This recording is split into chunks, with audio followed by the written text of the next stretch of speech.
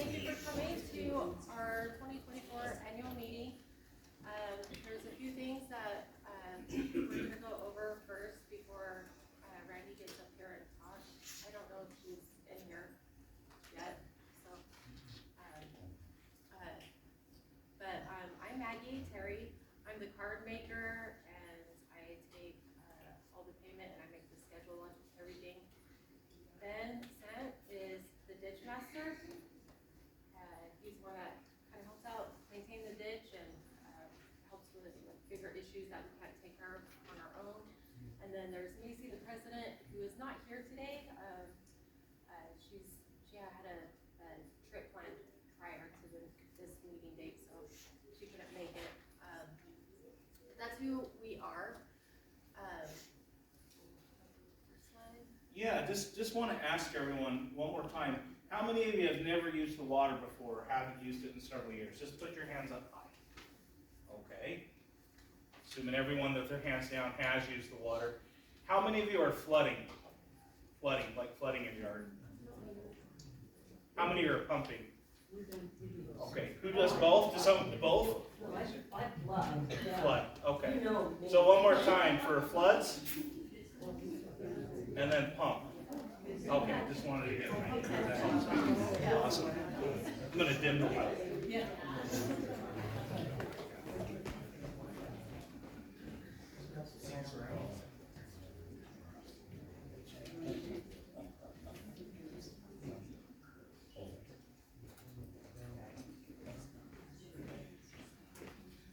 All right, so we're going to talk a little bit about who we are and where the ditch comes from.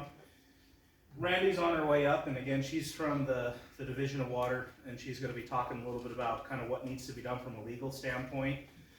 We do have a little bit over 6 years to bring the ditch up to compliance in accordance with the state. After that, we'll go through a little bit of finances. I have some repairs I want to run by you all to make sure we're good to do those. We'll have elections and an open floor and any questions you have. I'm sure there'll be some. And then we'll be taking payments tonight as well. Maggie will be doing that, and we'll go over deadlines of like when the water should start, when do you have to have your payment due if you didn't bring it tonight, things like that, okay? We'll try not to do death by PowerPoint. How many of you died by PowerPoint before? Wow! So there's a lot of good people in here. Awesome, that must be cool. All right, we'll get started. So we're a co-op, which basically means we buy shares into a nonprofit corporation that allows us to use the water from the ditch, right? The size of your lot or the size of your property is what determines how much water you get to use. And we all incur the expense of what it is to maintain it and keep it going. One of the big questions I get all the time is, if I don't intend to use the water, do I have to maintain my section of the ditch? And it's yes. Whether you decide to use the water or not use the water, maybe you're like, hey, my lawn's done, I'm deer escape, you still have to maintain your section or your part of the ditch. It's on your property. Any questions on that?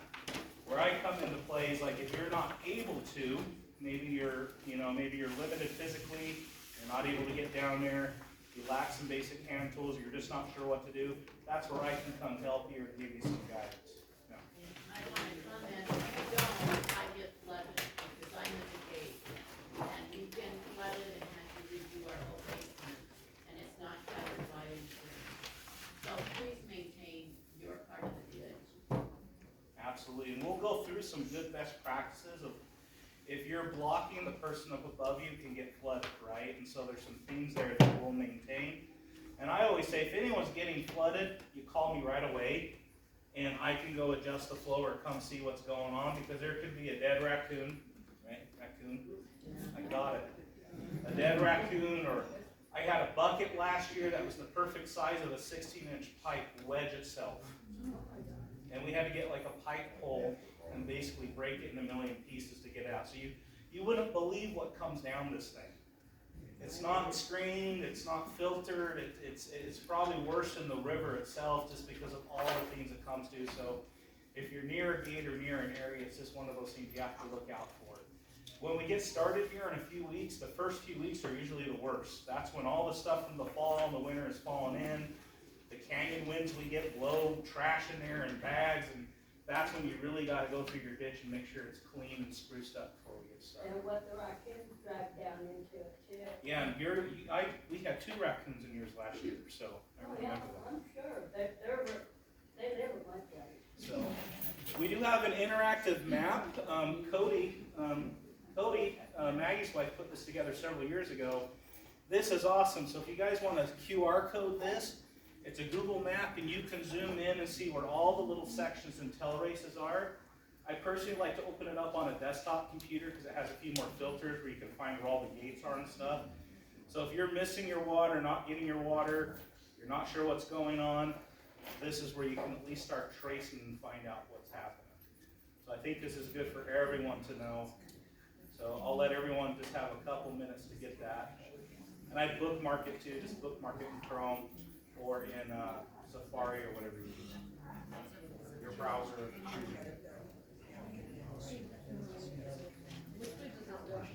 Oh, so my wife's my second brain tonight. She asked me which way does it go.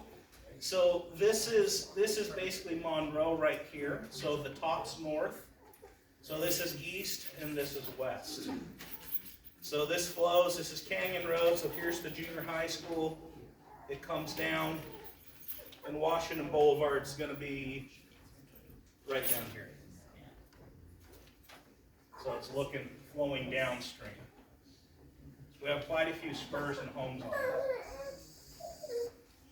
Everyone get that who wanted it? If I get out of the thank you. I make a better door than I do a door. You're showing 2 outlets, the Mount Fort on or further down? Which color, sir? Well, I assume that's the top of the ditch right there on the. Yeah, so the blue here is the actual mill stream itself. So that's what you're seeing. And then the green colors here, the whatever you want to call this pink, and then these ones are us. No, I just didn't know you were showing the mill curve. Yeah. So that one's there as well.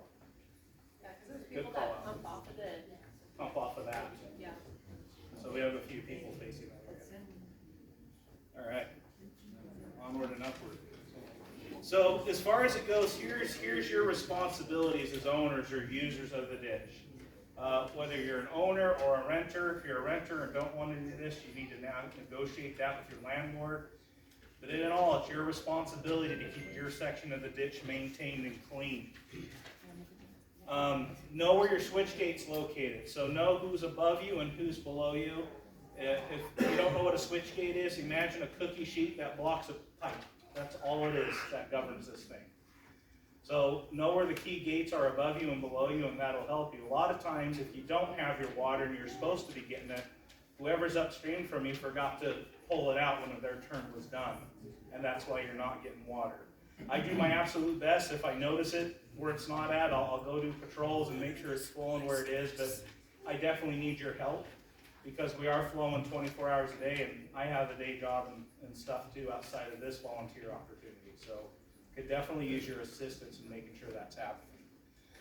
Cleaning it out is huge in the middle of the season as well. I know usually by July, August, we start getting some more crud in there. The baby raccoons have gotten bigger, which means they get stuck in the pipes and die. I know, it's sad, but not really. If anyone smell one, you know what I'm talking about. It's nothing like trying to fish pull one of those out. So please make sure you're cleaning your section of the ditch. If you have an open ditch, make sure you take your weed whacker in it, your trimmer, you're raking your leaves out of it and the garbage. If you have a pipe, get down there and shine a light up and just see what it's looking like. A lot of times even just sticking a broomstick up there or something to kind of knock stuff loose will help. Or even getting your garden hose and just power washing it through one side to the other. That'll usually knock a lot of the stuff loose. If you have something bigger going on in that, feel free to call me and I'll come look at it for you and I can help you. Cool.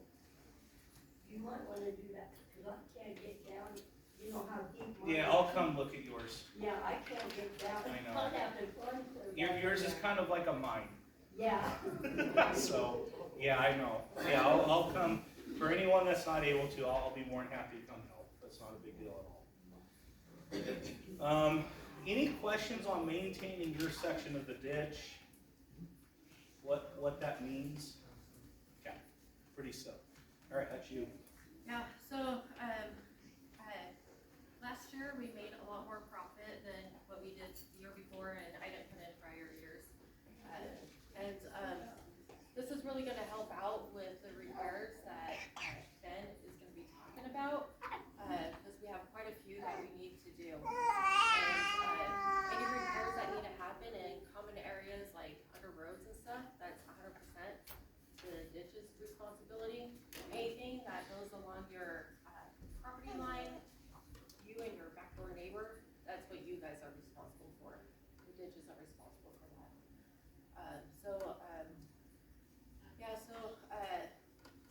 Some of my numbers are off, they didn't. But yeah, we're doing a lot better this year, than what we did last year, and so we're gonna be able to actually fix things up this year. Awesome. And just so you know, we are given a stipend there. You see, I don't take mine. I just say, I think all of us should say, put it in the fund. We just volunteer. That was written in the bylaws. I don't think anyone's taken it in as long as I've been here. So, just so you know, I don't take $300. We just throw it back in. So, I want to go through a couple proposed repairs. As you notice, a lot of our gates, and the problem is we should have metal gates. This guy slides down right here. And the problem is a lot of your scrappers and stuff come steal them. So whenever we put down metal or put down a metal gate, even if we bolt it, they'll come and torch it off and steal it. So a few of these have been put in with a hardwood slab, but you can see this one is actually eroded. And this is actually the main one that turns it back into the mill stream. So this one I have to replace, and either I'm probably going to have to go to Mountain Man Supply or somewhere to find someone who will do that, or at least get me that. If anyone has any scrap metal, they can give us some galvanized metal. I do that. If anyone has an old cookie sheet that's big enough, I'll take it off your grandma's hands as long as it's not a prized cookie sheet. Or if it is, I didn't take it, right? So that's about 24 by 36. So big size. The full sheet. The full sheet. Yes, Yeah. that's right by my house. Acrylic will work as well, yeah, if it's thick enough. It does acrylic. Awesome. I'll call them and look down. Obviously, I'm looking for a budget solution, but I want to get rid of the plywood, just the wood. Because I think this is probably less than 5 years old, and it just rots, just because it's full of water. Yep. So I'll have the cost there. The next one I need to repair, this is on the corner of 15th and Madison. This is what I call the child ankle eater. A child's ankle could go in this. This is about 3.5 feet down. So I just need to pretty much rebuild this guy. If I wanted to not do it very well, there's another word, half-baked. I'll not use the other word. But I could just slab a 2x6 on it, but I'd rather pull this up, paint it, do it right, replace the hardware, and just make sure that it's secured. Basically, I just need to get some 2x6s and some actual decent paint that's going to last. It's latex and is going to be good to do that. So, in the past, a lot of these had metal on them, but they all got stolen. So I feel like the wood stays, it's lasting 10, 12 years, we just have to keep up on it. And the last one is, these are the main switch gates that open up to the tail races that feed it. As you can see, they're starting to erode right here, where eventually they're not going to close anymore. So I'm proposing that we just replace those, and that's a cost of about $125 for us to go do that. Lumber got expensive for the past few years. You're Yeah. replacing it with wood. Wood. Would it be better to replace it with metal? The problem is scrappers come and steal it. Even with the hinge? Yeah. Yeah, if they come in with an impact gun or a torch, they can come in and cut it off in like 30 seconds and just rip them off. I believe at one point most of them were metal from what I understand. Yeah, like that last slide, that was metal when I first moved into the neighborhood. That one was that diamond sheet galvanized metal. So I mean, metal's safer, it's gonna last longer, but the problem is we just don't have the ability to police it. And yeah, I could put a lock on there, but I mean, I'm gonna have to do some sort of hinge with masonry screws and putting it down, and I have to have it accessible so I can get in there, clean it out, and move the water on a weekly, right? So, That's both of those next door to me, huh? Those two, yeah. the The one that goes in the Yes, those are both drain and yours. the other one that That's goes your to the box. ditches. Yeah. Yes. So these are near the head gate. So these are the Yeah. ones I switch these every week. They have a question. Yes. Can you go back one slide? This one. So on our property, we have a similar one like that, so that's our responsibility to fix if it's on our property. That's correct. Okay, thanks. Thank you. Good question. So as far as fixing your part of the ditch, it's pretty much simple. If you have a pipe, it's usually better to replace the pipe. There's better things than concrete now. There's a lot of other pipes out there. HDPE gets pretty expensive as you go, but a lot of times you can find stuff for your yard, especially if your yard's smaller. There's a lot of scrap and stuff out there you can find and put stuff together. You can cement in a new ditch, or you can properly dig and shore up. That's what I did on mine. I almost made it like a little stream. I actually went and got an excavator and basically cut it out at the right grade. I had a buddy that worked for Pine View Water, did it for me, and I put gravel in there, and now it's gonna be like a little stream bed, right? With a little easement that I can pump out of according to my rights. So there's lots of things you can do. If you guys aren't sure what to do, feel free to, I can come look at it and we can work on a plan together to help you get it going. But the main thing is, keep it flowing, don't let it flood, get enough, and make sure you know to take when it's your turn. Awesome. Let's go over timelines. Is that correct? Okay, that's Yeah. you. Yep, that's me. So I need payment. The latest is by the 22nd. Earlier I was saying the 16th, but I revised it to the 22nd to help out with paydays and stuff. So, and then scheduled pickup will be at my house from the 27th to the 30th. I'm going to be gone that first week of May, so if you don't get it before then, you'll be out of luck for the first week. Question? Will you guys be sharing this slideshow via email maybe so that we have all this information? Yeah, I normally, okay, yeah. I can post it's a Google, so I can post it. And then if we make sure you have an email, I can create a list and make sure you have it. Good question, thank you. And so everybody needs to make sure that you do at least a single cleaning of your ditch before May 1st to clean out all of the crap, and then just keep an eye on it that first couple of go-arounds to make sure that the ditch stays clear. But It yeah. won't. The first couple of weeks, it won't. Raccoons, buckets, trash, you're gonna have to coats. You're just gonna find stuff that comes down and blocks, and you'll know before you know it, you're flooding, and that's why. It's because something's blocking your gate, or something got stuck. So just keep it clean the first few times. As far as a start date, I never get an actual start date from the Weber County Commissioner. Usually it's May 1st or May 7th. Usually I try to see when the Mill Creek's turned on, and then from there, they'll turn on another gate. And again, we don't have control over that gate. I have them on a text message. Usually I start reaching out to them about now to say, hey, do you have an idea when you're gonna turn it on? Yeah, So, we're gonna plan on May 1st, but like Ben was saying, Says scheduled pickup of what? Trash? oh, your card. Good call. Car. oh, Yeah, your actual schedule. So you'll have a card, it'll have your name, your address, how many shares or hours you have, and then your watering times and when they'll be delivered. Yeah, so for all the new people here, the schedule switches from AM to PM, like every other week. And your slot of hours stays the same. It'll just either be AM or PM.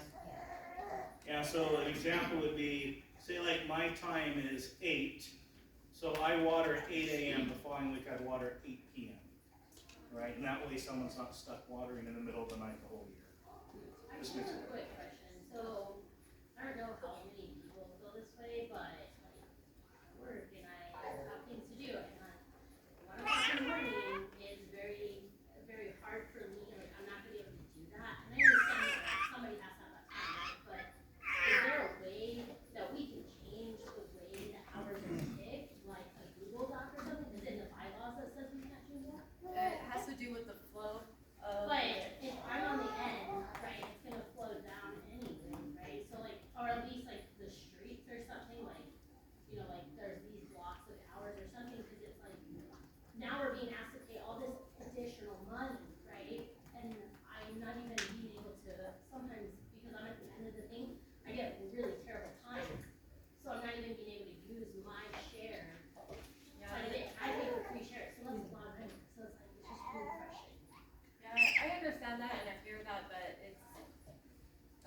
time is, I shift it an hour every year, so everybody gets a different time, and that way people. But it's shifted like that multiple times in each year, like not even just what you said, but what other people, like, there's, I swear I get a new car twice a year. I didn't submit any new cards last year. So what you're saying is, just so I understand, you're saying that number one, obviously you're paying your money, right? And we all know how much money and water rights are pretty crazy nowadays. Randy's going to elaborate on it. But you're also saying that because of the time of day, say like 2 o'clock in the morning or something, you're not able to use that because that doesn't coincide with like your schedule. Am I Right, understanding because right? I was thinking about 2 o'clock in the morning because I'm a job that I have to do in the Absolutely. morning. And so it's like when it lands on the weekend, maybe, You're good. but also like, I'm not gonna be like a crybaby about it, but I'm like, they're wrecking my backyard, and I'm not thinking up at 2 o'clock in the morning when they're active and attacking me. Attacking the trash cans. Like, you know, like, when my grandpa was home, like, that's great, fine, because he didn't work, he was active, and he can make that work, but it just doesn't work for me, or maybe it could work for somebody else, so I just wish that I could wait. Yeah, and It could be revised. I wish, and I hear you, I wish what I could do, I wish I had some magic gates that I could, you know, like we're playing Tetris or something, or playing Caterpillar, and I just could turn a switch and all of a sudden it would go here. The next hour I can turn it, it will go here. But as we know, water flows downhill, right? It all flows downstream. And so by someone being at the end, if it doesn't sequentially flow from house to house, from upstream to downstream, it would be really difficult to, let's say, accommodate your work schedule and then have everyone upstream have to not get their work schedule accommodated. Right. So that's the problem. I wish there was a way I could just drop it over your house and not affect everyone that's on your race upstream. But that's just not something we can do. Now, we can look at restructuring the schedule. There's probably some best practices we're not following that we can do. Last year it was very much what was it on, like a 13 or 14 day rotation? Yeah, we're gonna shrink that. We're going to shrink that down this year, so there's less. So instead of flowing longer for shorter durations, we'll flow longer. We're going to condense everything. So instead of running the ditch for like 5 days, we'll run it for 3 days and have it off. So how about you and I come and talk after this, and let's kind of look and see what your address is. I think you and I talked a little bit earlier before this. No, I didn't. You did? Someone else had called me then, so. Sorry.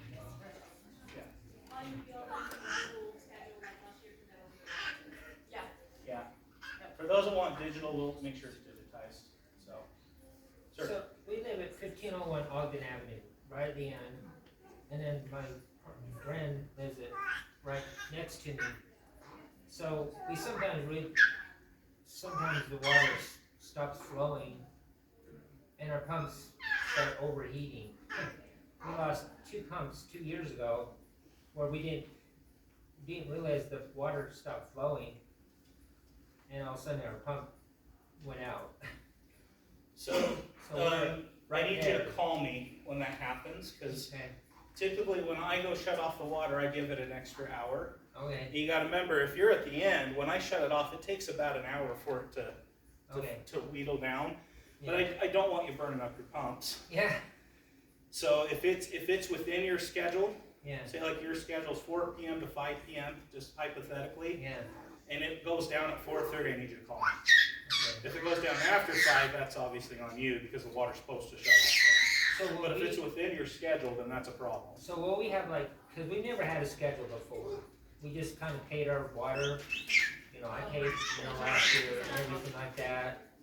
He's pumping off the main Mill Stream or off the river, and we don't have control. Are you pumping off the Mill Stream or the Ogden? Or Well, it comes through the ditch. Purple line, the orange line at the very end, right in the middle. Right there it comes through the ditch, and we just have a ditch where we put a pump in the ditch. And at 1501 Ogden Avenue, we just put a pump down in the bottom, and that's where we use the water. I know where it's in the corner of your backyard. No, it's in That's the not front. you. It's no, it's in the front. It's in the front yard. And we just paid our $50. Okay. Jaime paid his $50. So we don't even know when our water.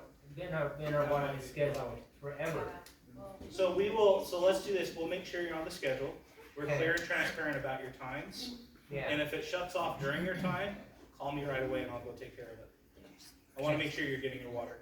okay, thank you. Thank you for letting me know. Yeah, Don't want you to burn up your pumps, those are expensive. yeah, they are. Sir? So the gate on Fourth Street, where that star is,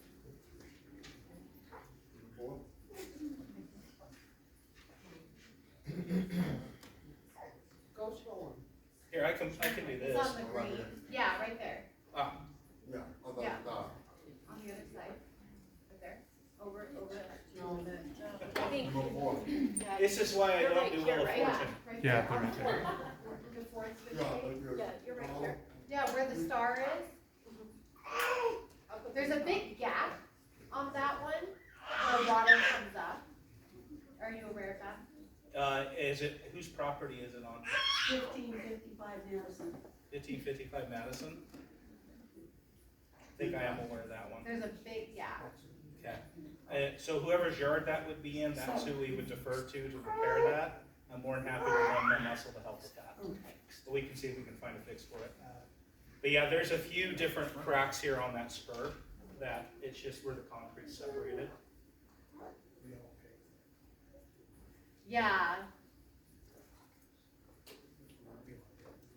We're just worried about when the water overflows there. Okay.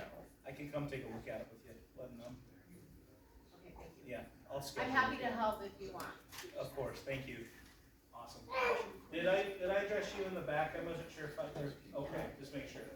All right, good for questions. Ready for Randy? Yeah, I think we're ready for Randy. So we're gonna turn it over to Randy. She's from the state, and this is her business. In fact, this is what she does. And as we found out last year, we're probably one of the oldest ditches in the state that has not quite kept up with the times. So Randy, being the expert she is, she's gonna be able to come up and explain kind of the steps necessary to remediate and mitigate what we need to do to get up to compliance. And the thing is, water's a precious resource. We see it in the news every day. And remember, Randy's not the one dictating these laws, so I'm gonna ask we're all respectful with her and listen, because she's here to educate us. She's not the one with the badge passing down the law, okay? All right, Randy, do you have a presentation, or what do you need to I do? do, I have a presentation. I also have some handouts. I have an outline of, that I've got, and then I've also brought my regional engineer as my backup. He's also handing out that, outline. Just wanna take one They for say family this and pass is it for down. drinking and water's for fighting, so took me a little bit of a fight to get in this evening, so appreciate you guys being patient. I'll get my presentation loaded up here.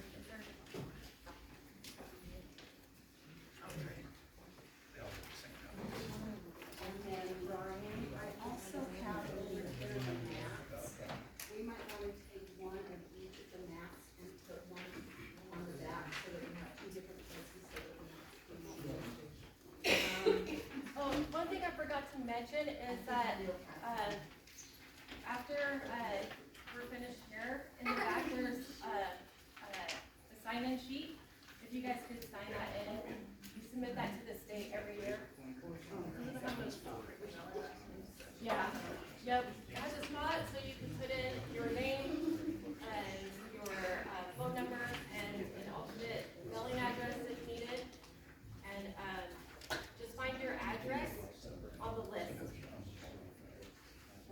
I'm sorry, Maggie. What, The sign-in sheet in the back. Yeah.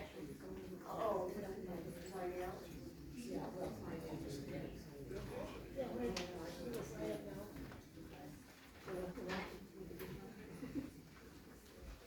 Would it be okay if we just pass that around during the meeting? Yeah. Yeah, sure. It has addresses. I think that's what she has. I can see if Randy can give us some visuals, and I can make sure we get it out. So.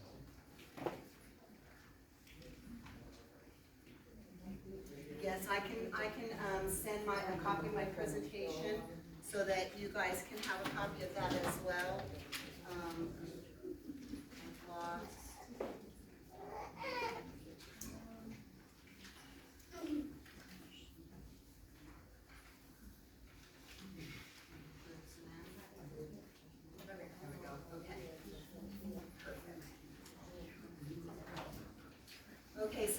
is Randy Tarantino. I'm an environmental scientist. I work for the state of Utah within the Weber-Ogden River regional area.